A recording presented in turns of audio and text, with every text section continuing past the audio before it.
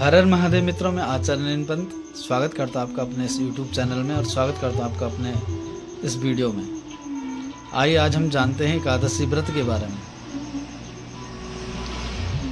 तो यह एकादशी निर्जला एकादशी के नाम से जानी जाती है और पूरे वर्ष में जो एकादशी आती हैं, 24 एकादशी आती हैं, उन 24 एकादशियों का फल जो प्राप्त होता है इस निर्जला एकादशी में प्राप्त होता है। ज्येष्ठ माह के शुक्ल पक्ष की जो एकादशी आती है यह निर्जला एकादशी के नाम से जानी जाती है।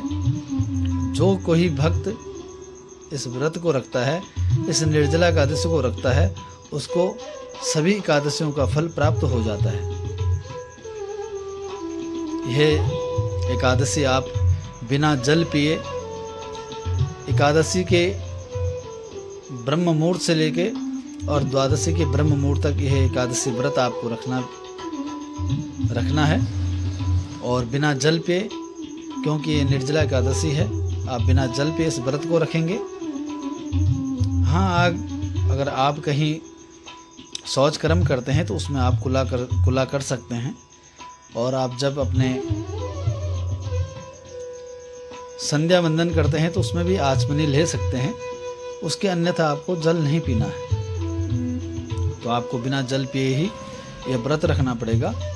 और रात्रि में कई लोग ऐसे न हैं कि कई लोग ऐसे भी हैं कि जो व्रत रखते हैं और रात्रि में सो जाते हैं।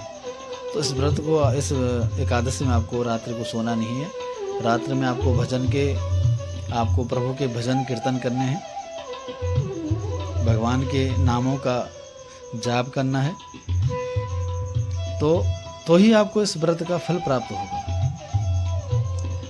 इसी प्रकार एक बार जब वेद व्यास जी पांडवों के बीच जाते हैं तो वहाँ पे सर्वश्रेष्ठ युधिष्ठिर जी जो धर्म के अवतार हैं और अन्य पांडव वहाँ पे बैठे हुए थे।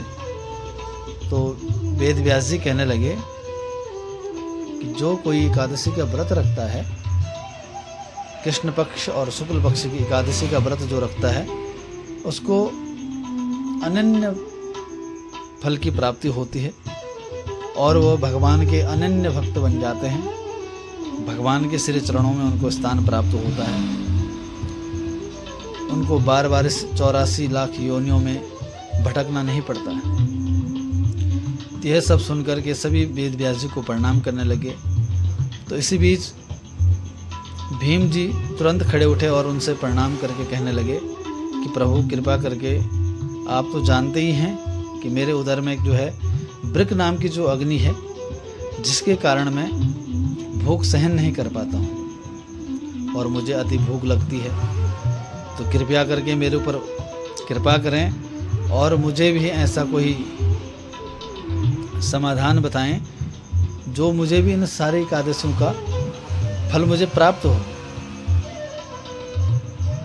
तो व्यास जी कहने लगे, भीम जी, अगर आप ज्येष्ठ माह के शुक्ल पक्ष की एकादशी व्रत आप रखते हैं जो निर्जला एकादशी के नाम से जानी जाती है, आपको प्रातःकाल ब्रह्म मुहूर्त से लेके और द्वादशी के ब्रह्म मुहूर्त तक बिना जल पे इस व्रत को रखना है, तो ही आपको सभी एकादशियों का फल प्राप्त होगा। तो भीम जी बड़े प्रसन्न हुए और वेद व्यास जी को प्रणाम करके कहने लगे, प्रभु आपका बड़ा धन्यवाद, मैं अवश्य ही इस एकादशी व्रत को रखूँगा। तो तब से ये निर्जला एकादशी भीम एकादशी के नाम से भी जानी जाती है।